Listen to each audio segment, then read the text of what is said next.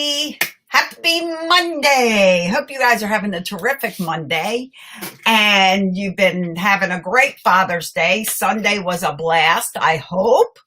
So anyway, guys, we're going live today with Lunch with Celia. Did you get your lunch? Got my new water bottle. Oh my gosh, you know what? It's like weightlifting because I just filled it up again.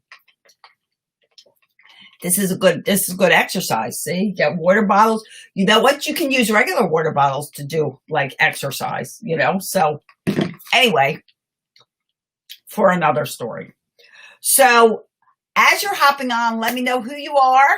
So glad you're joining me live, and my friends on the replay. Super awesome that you're hopping on the replay. Give me a hashtag after party.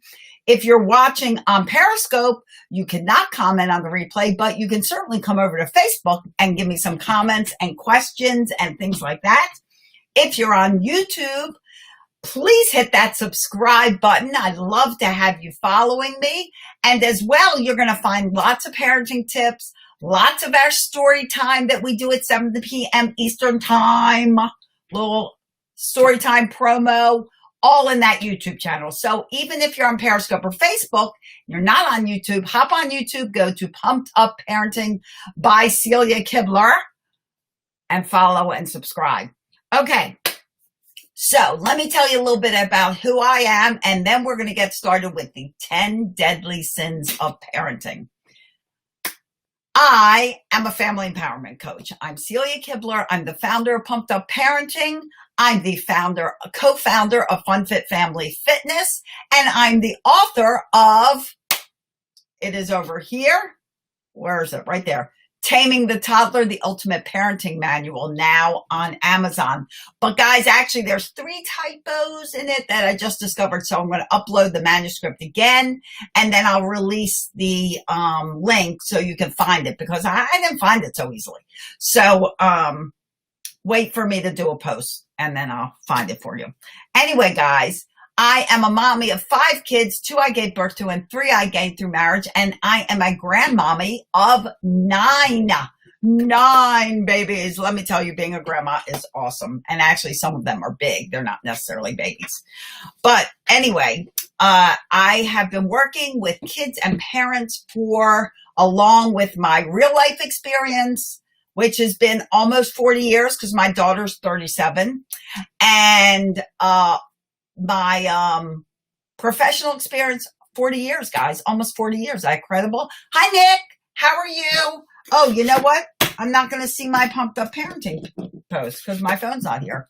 Anyway, you know, everyone that finds you subscribes, likes, shares, and put your notifications on so they can be the best they can be. Woo! Much clapping. Round of applause. Okay. Thank you, Nick. You know I love you, man. Okay. So, love you, Sarah. Thanks. Is this Sarah? Okay. I love Sarah too. I love all of you. Bronson, Cheyenne, Sarah, and Nick. You know I love you guys. You're the best family. Okay. So let's talk about 10 deadly sins of parenting. And if you can guess what they are, you can put them in the comments. Because those people that follow me a lot, you may even know what they are. Or at least you could maybe guess some of them. So add them in the comments if you want to guess. We're going to start with the first one. The first one is a negative attitude. Are you a negative Nelly? If you're a negative Nelly, let me know in the comments. So I'd rather you be a positive Patty or a positive Paul instead of a negative Nelly and a negative Nat. I'm not going to use your name, Nick, because you're not negative.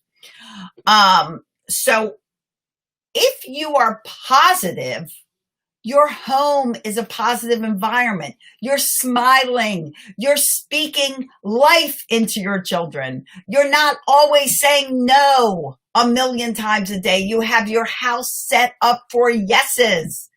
That's being positive. If you're negative, your kids are negative. If you wonder why your kids are so grouchy and they always look at the bad side of life, it's probably because they're learning it from you.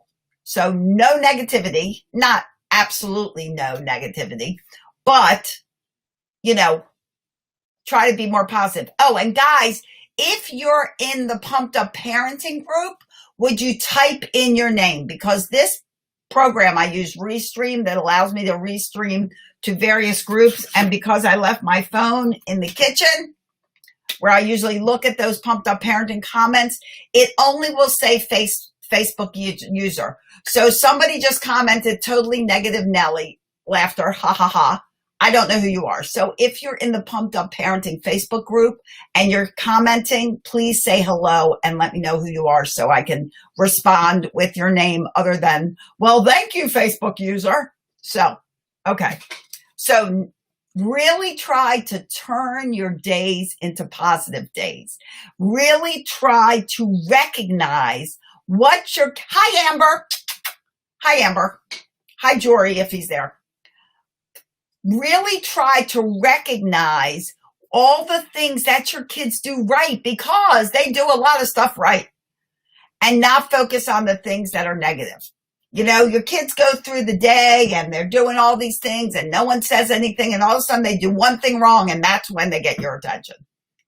So try to recognize when things are going well and say something. Hi, Rakaya. Hi, honey. Thank you for hopping on. Okay, so change that negative attitude into a positive attitude. All right. Anger. Try to control your anger. Now, this is not to say that you're going to 100% be calm and peaceful and you're never going to yell. Clearly, once in a while, you may yell. Let's face it, we have days, we have good days, we have bad days, and bad days, we may lose our temper. But you really want to become intentional. Hi, Jory. I love you too, sweet boy. You really want to become intentional about not being angry and trying to achieve that calm. You know, try not to use abusive language, cuss words.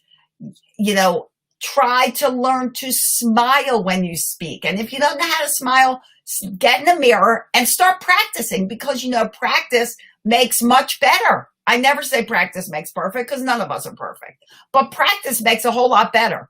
So practice smiling when you talk. It makes such a difference. Use your manners. If you want well-mannered children to be okay. Too busy to spend time with your children. So let's try to make time. Did you know that you can fit in just 10 to 15 minutes at various times through the day and spend a little one-on-one time with your kids? It will mean the world to them. Who struggles with that? Who feels like, you know what? I am so busy. I have so much to do.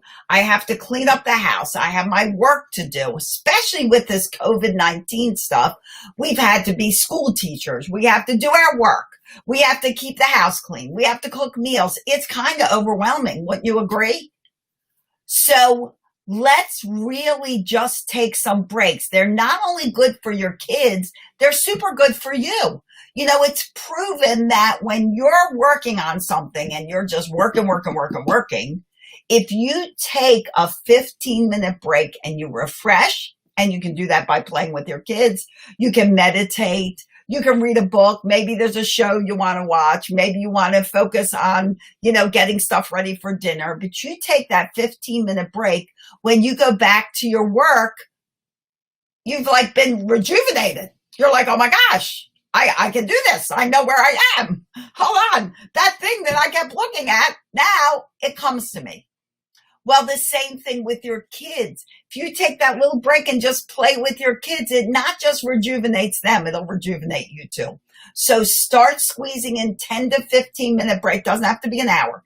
10 to 15-minute breaks with your kids. Okay. Are you calling names? Don't call names. That's a no-no.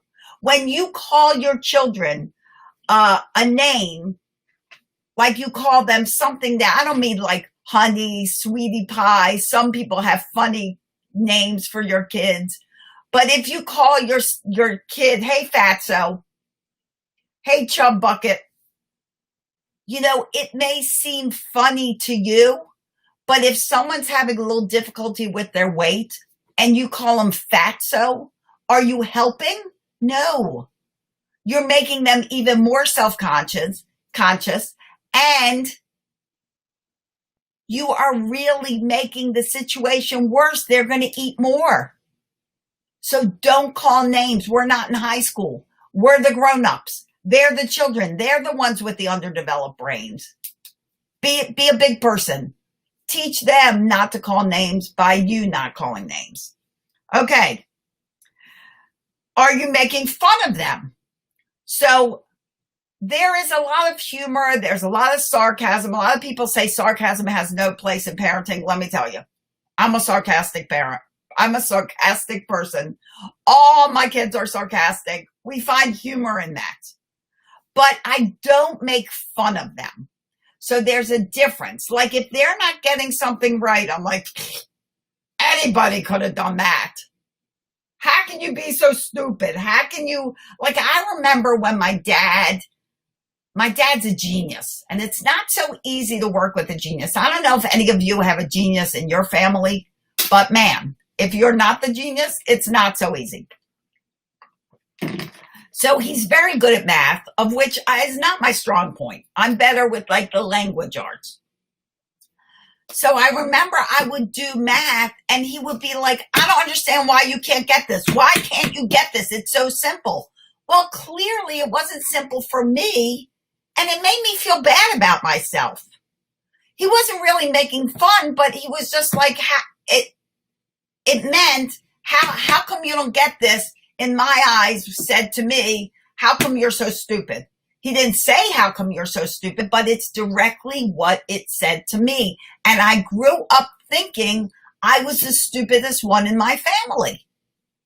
So I bet you guys can probably think back to something that someone made fun of you with, and, or kind of were, very, sarcastic about something, even though they meant it in jest and in humor, and you took it very seriously.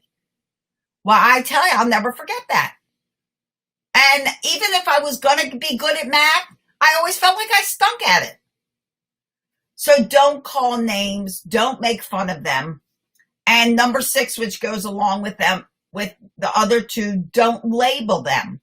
When you label your child, when you say, and they're sitting right there and you say, oh, she is so lazy, and they hear you say you're lazy, or you say to your child, why are you such a liar? Can you stop lying? When you label them, you are basically ensuring that they will become that. They are going to absolutely live up to your expectations. So when you call someone a liar constantly, they are going, even when they tell the truth, they're like, oh, she's probably lying. Eventually she'll just lie, or he will just lie, because you know what? Why bother telling the truth if everybody thinks you're a liar? Why bother being motivated if everybody just says that you're lazy all the time? Think about it. Wouldn't it be better to have your kids live up to expectations like, wow, you are a great reader. Wow, I really appreciate how every time someone needs help, you're a great helper. You chime in. You get the job done. And then they can think in the back of their mind, wow, I'm a great helper. Let me figure out a way I can help some more.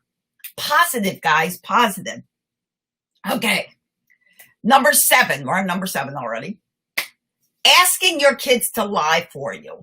Guys, when you ask your children to not tell somebody something, you are asking them to lie, and you are giving them permission to lie. Integrity, in my eyes, is one of the best qualities a person can have. I don't even hang out with people that do not have integrity. Integrity is living by your truths, living according to your beliefs, doing what you say you're going to do, following through, which is hugely important in parenting. So when you say to your kids, oh, don't tell mom when she gets home, or don't tell dad when she gets home, or a grandparent says, don't tell your mom that we did this. That is giving them permission to lie. Doesn't seem that way, but it is. So they will think, okay, well, I'm just not going to tell her. I'm going to keep a secret. Plus, you don't want them getting in the habit of keeping secrets. You want them to tell you stuff. They're in danger if something weird happened. You don't want to get in the habit of keeping secrets, right? Okay, I hope this is helping you guys. If this is helping you, give me a thumbs up or some comment to let me know that this is valuable to you. All right, what are we on? So we got 1, your negative attitude. 2, being angry a lot. 3, too busy to spend time. 4, calling names. 5, making fun of them. 6, labeling them. 7, asking kids to lie for you. 8, never believing them. And that goes back to calling names. Believe your kids. Believe them, because you know what? That's how you build trust and respect. When they know that they can tell you anything and you're going to listen to them and you're going to believe them, you're so welcome. I'm glad this is valuable. When they say, hey, this is what happened, and you listen to them and you don't interrupt and you don't tell them your side of the story before you even hear their side because you weren't there, you build that trust and respect that you need to take them all the way through the years of their life. They need to know you trust them and you believe them. So believe them. And if you find out that there's something a little off with their story, then discuss it with them. You know what?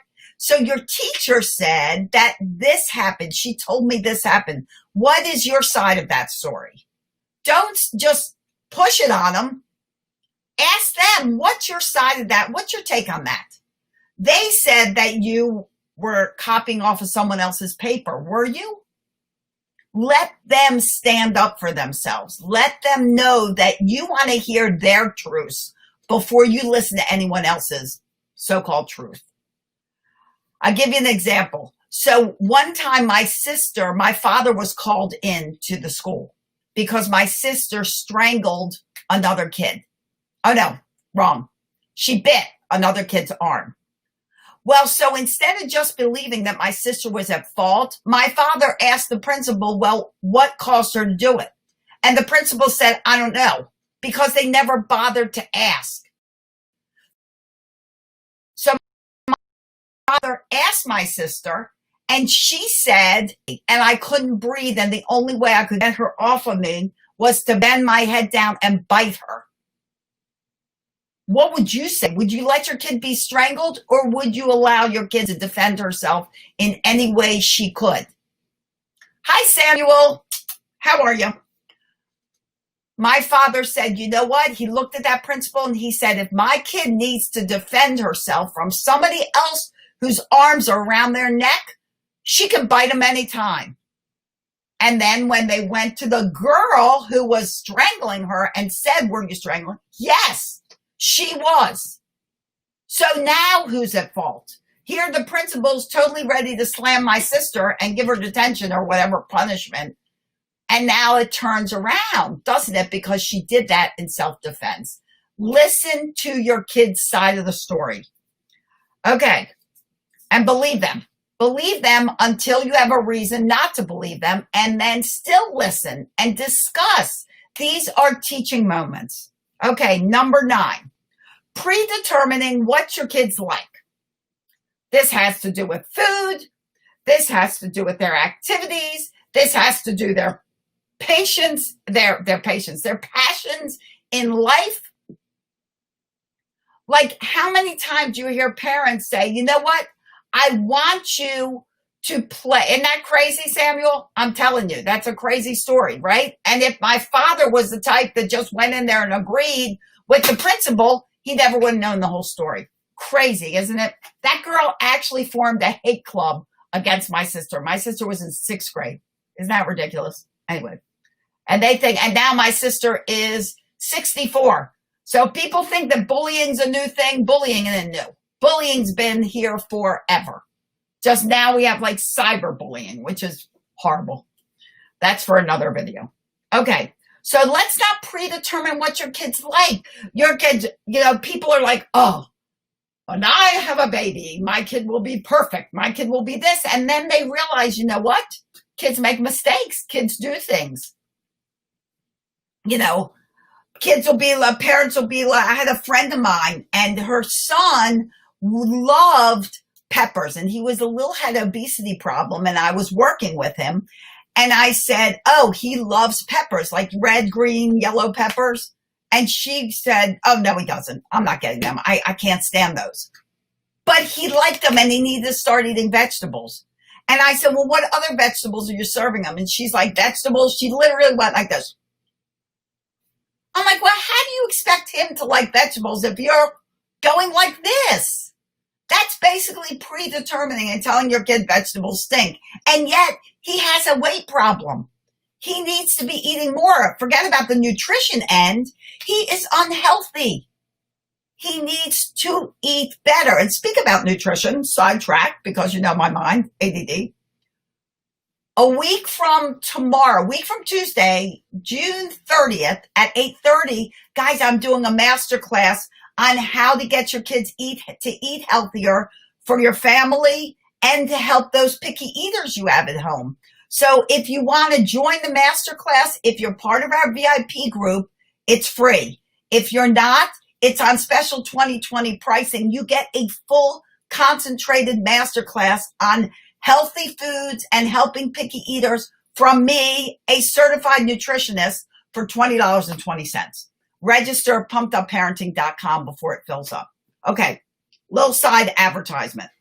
All right, but don't predetermine what they'll like. Let them try new foods.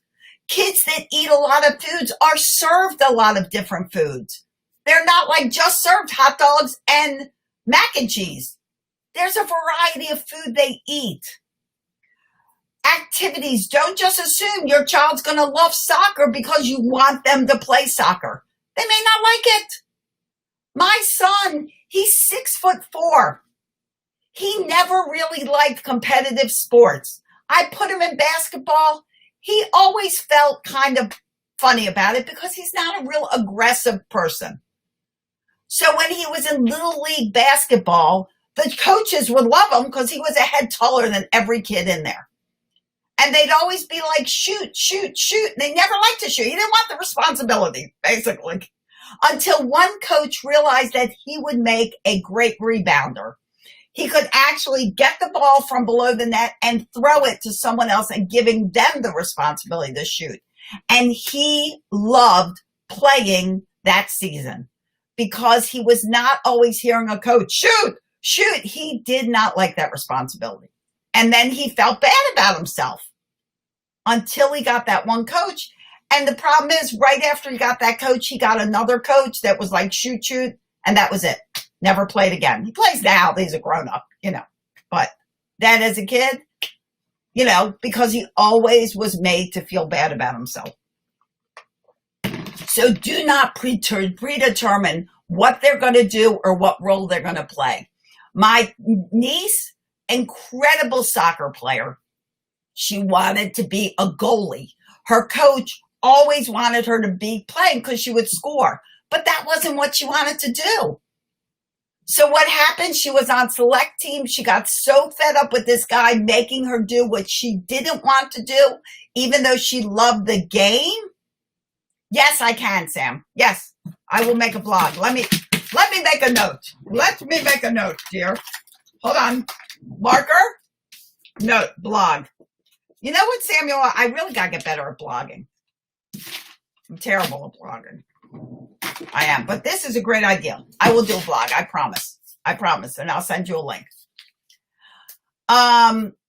So, don't predetermine things. Coaches do this all the time. So what happened with Emily? She was a star soccer player. I mean, literally so good she could have gone on to be a pro.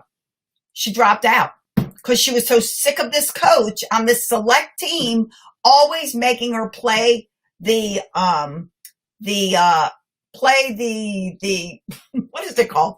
What is that called? Play the part, whatever. Play the position that she didn't want to play. Whereas he really helped her become the best goalie possible? Who doesn't want a great goalie? she would never have left. And she could have gone pro because she was incredible. Okay. And number 10, guys, and I say this because this is a number one. Hi, Victoria. Vicky. Why did I say Victoria? Because it says Victoria. Hi, Vicky. Love you. As my daughter-in-law. I love you to tears. Okay. Number 10, guys, always being on your phone. And I list this as one of the deadly sins of today because parents are so busy on their phones all the time and they think, oh, I'm spending time with my child. But are you? They're over here playing and you're sitting in the couch on your phone, or they're trying to talk to you. And while they're talking to you, you're scrolling through Facebook, which is sending a direct message to that child that says, you know what? I'm not really interested in what you have to say because, man, this is fascinating. I can't take my eyes off of it. Stop being on your phone so much because you know what's going to happen as your kids grow? They're going to always have their phone in the hand. They're going to always have a tablet. You're going to want to do something with them and they'll be like, oh no, well, you know, I'll be on my phone. Go ahead. Tell me, mom, whatever. Tell me, dad. So let's show kids, let's role model good phone etiquette, and let's get rid of the phone sometimes and spend some quality time with your child. If they're talking to you, look at them eye to eye. I always say, listen with your eyes. Yes, Samuel, monkey see, monkey do. It is the number one management rule for companies, for families. Monkey see, monkey do. So if you're doing something and you don't want your kids to do it, stop doing it. They will 100%, I should say, do what you do rather than listen to what you say. If you are telling them something, but you're doing the opposite, forget about it. They're going to do what you're doing. So give them something to copy. Give them something great to emulate. Be the person you want your kids to be. Because you know what? You're raising adults. You're not raising kids. They're already kids. Your job is to raise contributing, happy, fun, kind, generous, confident adults. Not children. They're already children. That's not your job. You're not raising children. You're raising adults. Stop doing it. Yes. Okay, so they're our future. So let's make some amazing adults out of those kids that you gave birth to or that came into your family. Thank you, Samuel. I'm preaching. I know. I get a little passionate. About it. Okay, guys, so there are your 10 deadly sins. And maybe you think of another, put in the comments. Stop the negative attitude. Stop being angry and yelling and screaming. You're too busy to spend any time with them. Squeeze it in. Put it on your schedule. You got a schedule book? If your schedule book is all filled up, then write down at 10:15, I'm playing with my child. Make it in the schedule. Calling names, making fun of them, labeling them, asking kids to lie for you, never believing them, predetermining what they will like, and always being on your phone. Those are my 10 deadly sins for you. So guys, if you want more help, message me. That's what I'm here for. If you want to talk about it, go to talkwithcelia.com. And I have major openings in my VIP group. I'm opening it up again to the public, very intentional parents. And if you want to get in, send me a message. I'll send you the link to the rock bottom pricing that's going on right now, as well as the 4 bonuses that you get. It's not online. You have to get it sent to you directly. It's very special because I'm very picky about who's in my VIP group because I want you to be intentional. So be intentional with your day. And remember that I'm live Monday, Wednesday, and Friday at lunchtime, 12 p.m. Eastern Time, 11 Central, 10 Mountain, 9 Pacific. And in which case it would be breakfast with Celia, not lunch with Celia. Story time every night, 7 p.m. Eastern Time. Okay? So I'll see you tonight for story time. I'll see you around the web. I wish you days filled with peace, love, and tons of laughter. It really is the best medicine, the best medicine. Thanks for joining me. Bye, everyone.